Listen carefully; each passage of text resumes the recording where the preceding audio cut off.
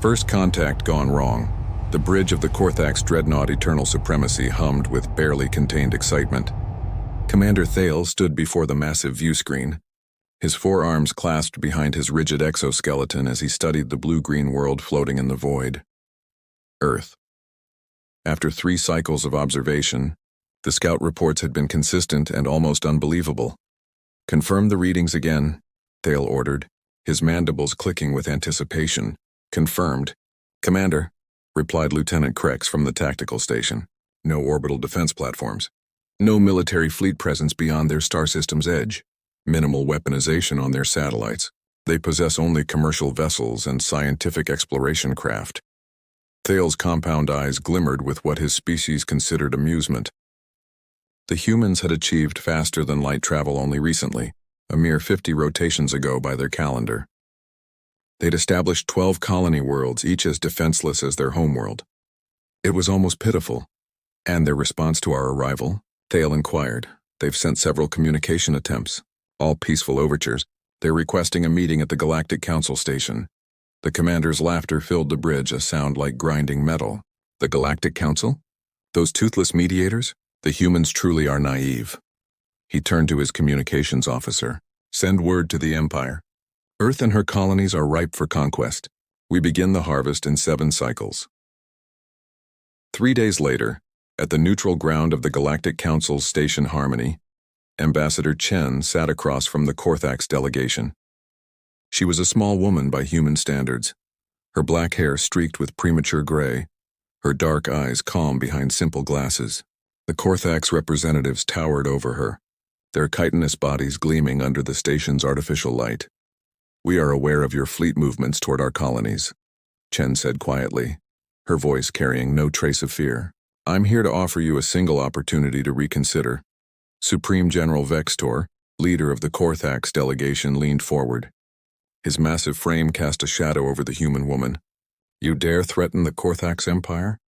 You have no fleet, no weapons, no defenses. You are prey animals who learned to use tools." Chen adjusted her glasses, a small smile playing at her lips. "We have something better than warships, General. We have patience, we have preparation, and we have already won this war, though you haven't realized it yet." The general's laughter shook the conference room. Delusional words from a species about to be enslaved. "We attack in 4 cycles. Prepare your surrender documents." Chen stood, straightening her simple business suit. "General Vextor, does your daughter still enjoy those Rigelian pearl necklaces? The ones she orders through the merchant network every lunar cycle? Such specific taste for a young Korthax noble." The general's 4 eyes widened slightly. "How do you—" "We know everything about you, General. Everything, your trade routes, your communication protocols, your financial systems, your medical databases, your personal histories. We've been watching, we've been learning, and we've been preparing." Chen moved toward the door, then paused. "You have 4 cycles to withdraw your fleet. After that, we won't be responsible for what happens." Vextor's anger flared. "You dare threaten my family?" "Threaten?" Chen turned back, genuine surprise on her face. "Oh no, General. We don't make threats. We simply prepare for all eventualities. The question is, are you prepared for what humanity considers defense?" 4 cycles passed. The Korthax fleet, comprising 200 warships, descended upon the human colony of New Osaka. The planet fell within hours. No resistance. No military response. Just millions of humans surrendering immediately. Their hands raised, their faces calm. Too calm. Commander Thale stood in the conquered capital, watching as Korthax soldiers rounded up humans for processing. Something felt wrong. The humans weren't panicking. They weren't crying. They were just waiting. "Sir," Lieutenant Krex approached, his voice tight with concern. "We're experiencing system failures across the fleet." "What kind of failures?" "Navigation systems are providing incorrect data. 3 ships have already collided in orbit. Communication arrays are malfunctioning, sending our tactical data on open channels. And sir, the payment systems for our mercenary units have been frozen." Thale's mandibles clicked nervously. "Sabotage? We can't find any evidence of tampering. It's as if the systems are just deciding to fail." A human woman nearby, standing in the processing line, caught Thale's attention. She was smiling, not the terrified smile of the conquered, but the knowing smile of someone waiting for a punchline. You. Thala pointed at her. Why do you smile? The woman, a teacher according to her identification, shrugged. We tried to warn you. Humans don't need warships when we have something far more dangerous. And what is that? Patience and interconnection. Your empire has been trading with the galaxy for 1,000 years. Your systems are integrated with everyone else's. Your ships run on software purchased from a dozen different species. Your food supplies come through merchant networks. Your medical equipment relies on off-world manufacturing. She tilted her head. Did you really think we spent 50 years in space without learning how everything works? How everything connects. How to make tiny changes that cascade into catastrophe. Before Thala could respond, his personal communicator buzzed urgently. It was a priority message from the Empire. His compound eyes scanned the text and his entire body went rigid. The Imperial treasury had been emptied. Not stolen. The funds had been donated to various charitable organizations across the galaxy, each transaction perfectly legal and authenticated with the Empire's own security codes. The donations were tagged with messages. The Korthax Empire supports war orphans. The Korthax Empire funds refugee assistance. The Korthax Empire believes in peace. Sir. Krex rushed over. Admiral Vextor is demanding immediate communication. His daughter has disappeared from the Imperial Academy. The security footage shows her leaving voluntarily, but no one can find her. Thal's mind raced. No violence. No weapons.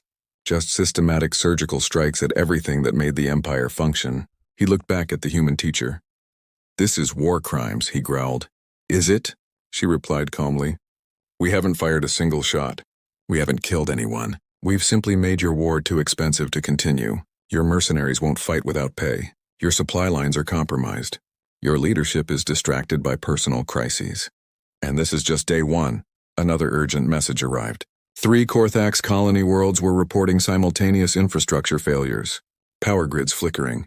Water treatment systems reversing flow. Agricultural databases corrupted, showing all crops as failed even though they stood healthy in the fields. Panic was spreading faster than the Empire could respond. How? Thala demanded. How are you doing this? The teacher's smile widened. The same way water defeats stone, Commander. Slowly, patiently, finding every crack and expanding it. We call it the Silent Shield Protocol. No species expects an attack that takes years to prepare and seconds to execute. You've been conquered, Commander Thala. You just don't know it yet. As if to punctuate her words, every screen in the occupied city flickered to life. Ambassador Chen's face appeared, addressing not just the Korthax but the entire galaxy. Citizens of the galactic community, she began, the Korthax Empire has chosen to invade human space despite our warnings. In response, humanity has activated the Silent Shield Protocol. We have not and will not fire a single weapon. We have not and will not take a single life. But we will defend ourselves with the tools available to us. The screen shifted to show images of Korthax colonies in chaos, their own citizens rioting as financial systems collapsed and infrastructure failed. To the Korthax Empire, Chen continued, you have one standard rotation to withdraw from human space. For every day you remain, the effects will escalate. Your military secrets will be published. Your political corruptions will be exposed. Your economy will be redistributed. You wanted to know how humans defend themselves? We make war so inconvenient, so expensive, so personally costly that peace becomes your only option. The transmission ended. Commander Thala stood in the silent square, surrounded by calm humans and increasingly agitated Korthax soldiers.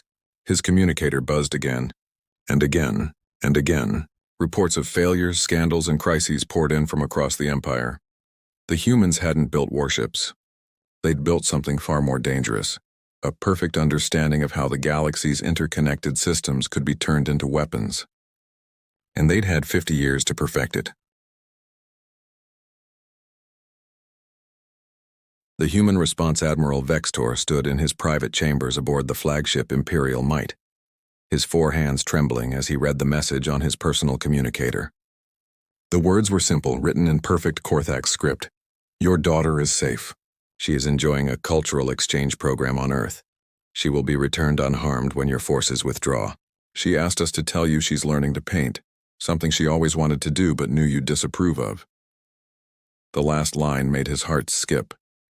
Nobody knew about his daughter's secret passion for art. She'd hidden it even from her closest friends. fearing it would be seen as weakness in Korthak's society. The humans knew things that should be impossible to know. "Admiral." His aide entered, looking haggard. "The situation is deteriorating rapidly." "Report," Vexter commanded, though his voice lacked its usual authority. 17 more colonies are reporting infrastructure anomalies. Our military procurement contracts have been leaked to the public networks. Every overcharge, every bribe, every corner cut in equipment manufacturing. The Senate is calling for investigations. 3 generals have already resigned in disgrace. The aide paused, then continued reluctantly. "And, sir, the humans have published something they call the Korthak's files. It's a comprehensive database of every electronic communication made by our government officials in the last decade. The citizens are not responding well to the revelations." Vextor's compound eyes closed slowly. "How many ships do we still have operational?" 70% are experiencing navigation errors. 20% have lost communication capability. The remaining 10% report no issues, but we suspect they simply haven't discovered the problems yet. A new message appeared on the Admiral's screen. This time it was a video. His daughter Zara appeared, sitting in what looked like a comfortable room painting at an easel. She was unharmed, even smiling. "Father," she said, looking directly at the camera, "the humans have treated me with nothing but kindness. They knew I was coming before I even decided to leave. They say they've been protecting me from the 3 assassination attempts that were planned against you. Attempts that would have used me as leverage. They showed me the evidence. Father, we're not fighting warriors. We're fighting ghosts who know us better than we know ourselves." The video ended with coordinates and a simple message. "Come alone if you want to understand." Meanwhile, on New Osaka, Commander Thale watched his occupation crumble without a shot being fired. Human civilians continued their daily routines, seemingly oblivious to the Korthak's presence. But his soldiers were falling apart. Their equipment malfunctioned randomly. Their food supplies were mysteriously contaminated, not poisoned, just rendered tasteless and unappetizing. Their entertainment systems played only human educational programs about peace and cooperation.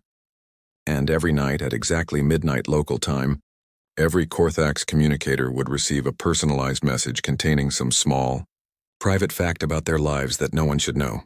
"Commander," Krex approached, his usual military bearing completely broken. "The troops are requesting withdrawal. They say the humans are in their heads." Thale looked at his lieutenant. "They're not in our heads, Krex, they're in our systems. Every system, every network, every database we've ever connected to the galactic web." He laughed bitterly. "We thought their lack of military ships meant weakness. But why build warships when you can turn the entire galaxy's infrastructure into your weapon?" A human approached them, the same teacher from before. She carried a tray with 2 cups of what appeared to be tea. "Commander Thale," she said pleasantly, "Ambassador Chen would like to speak with you." "I don't negotiate with terrorists," Thale spat. "Terrorists?"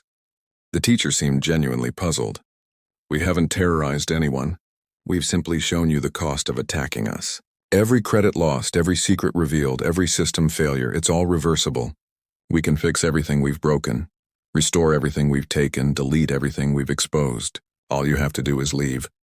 She set down the tea. "The ambassador is waiting in the city's cultural center. She'd like to explain something important about humanity." Against his better judgment, Thale found himself following the teacher through the city. Human civilians nodded politely as they passed, no fear in their eyes. They knew something he was only beginning to understand. The cultural center was a modest building filled with art, music, and displays of human history. Ambassador Chen stood before a large screen showing a timeline of human conflicts. "Commander," she greeted him warmly. "Thank you for coming. What is this?" Thale demanded. Chen gestured to the display. "Human history. Notice anything interesting?" Thale examined the timeline. Thousands of wars, conflicts, and battles stretched across the centuries. But something changed after humanity achieved spaceflight. "You stopped fighting each other," he observed. "Not stopped," Chen corrected. "Evolved. We realized that in the age of interconnected systems and instant communication, traditional warfare becomes obsolete. Why destroy what you can simply turn off? Why kill when you can convince? Why conquer when you can make conquest meaningless?" She touched the screen, bringing up images of human colonies. Every human born in the space age learns programming, psychology, and systems theory, not as specializations but as basic education. We teach our children to see connections, to understand how small changes cascade through complex systems. We call it silk warfare, soft, flexible, but impossible to break with force. This is monstrous, Thale said. You've turned civilization itself into a weapon. No, Chen replied firmly. We've turned civilization into a shield. We didn't attack you, Commander. You attacked us. Every action we've taken has been defensive, designed to make your offensive too costly to continue. No one has died. No permanent damage has been done. The moment you withdraw, everything returns to normal. And if we don't withdraw? Chen's expression grew serious. Then Phase 2 begins. Your military academy's training programs will start producing pacifists. Your weapons factories will begin manufacturing farming equipment. Your warship's navigation systems will only plot courses to peaceful destinations. We won't destroy you, Commander. We'll transform you into something incapable of war. The galaxy won't stand for this, Thale protested. Others will see you as a threat. Will they? Chen brought up new images, messages from other species. The Altarian collective expressed admiration for humanity's bloodless defense. The Rigelian Trade Union announced new partnerships with human corporations. The Andromedan Peace Alliance formally invited Earth to join their organization. The galaxy is tired of empires like yours, Chen said gently. Species that take by force what could be gained through cooperation. We've shown them another way, a way where the cost of aggression always exceeds its benefits. Admiral Vextor arrived at the coordinates his daughter had sent. It was a small human ship, unarmed and unescorted. He found Zara inside, painting alongside several human artists. When she saw him, she didn't run to him as he'd expected. She walked calmly, carrying a canvas. Father, she said, showing him the painting. It was a portrait of him, but not as the warrior he'd always projected. It showed him as she saw him, tired, trapped by tradition, longing for something more than endless conquest. The humans didn't kidnap me, Zara explained. They predicted I would flee when I learned about the 3 assassination attempts planned against you. They simply made sure I had somewhere safe to go. How did they know about the attempts? Vextor asked. A human man stepped forward. Admiral, I'm Director Marcus of Human Strategic Defense. We've been monitoring your Empire's communications for 15 years. We know about every plot, every scheme, every secret deal. We know Governor Krall plans to overthrow you. We know General Thax has been selling military supplies to pirates. We know your Senate is 3 votes away from civil war. Marcus paused. We also know you never wanted this war. Your political rivals forced it, hoping you'd fail and they could seize power. Vextor's shoulders sagged. Then why not simply expose them? Because that would be aggression, Marcus replied. We only reveal what we must to defend ourselves. But Admiral, if you withdraw now, we're prepared to share something with you. Evidence that will neutralize your rivals without bloodshed. A path to peace for your empire. Why would you help us? Zara answered for them. Because that's what humans do, Father. They build connections. They create stability. They make war obsolete by making peace profitable. Back on New Osaka, the occupation was ending.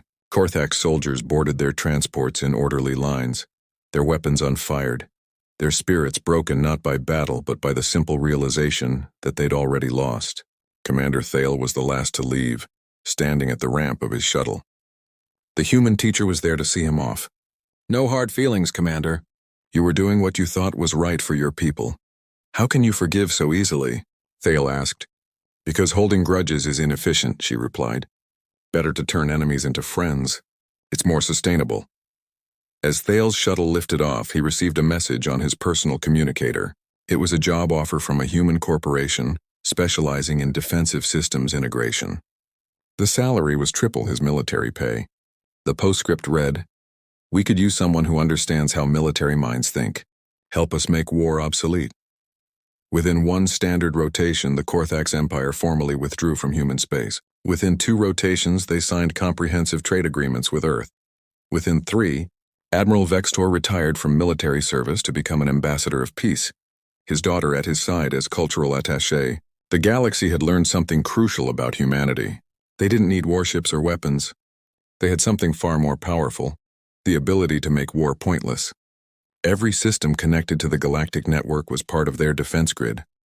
Every piece of data shared became part of their arsenal. Every trade relationship was both shield and sword. Ambassador Chen addressed the Galactic Council one final time regarding the conflict. Humanity offers the galaxy a choice, she said. Continue the old ways of violence and conquest and face a defense that turns your own civilizations against you. Or join us in making war obsolete. We don't seek to dominate or control. We seek to connect, to understand, and to make conflict unnecessary. She paused, looking at each delegation. We call it the Silent Shield Protocol because it works best when you forget it exists. Trade with us, grow with us, prosper with us. But remember, every connection you make with humanity is both a bridge of friendship and a guarantee of peace. We are not warriors. We are not conquerors.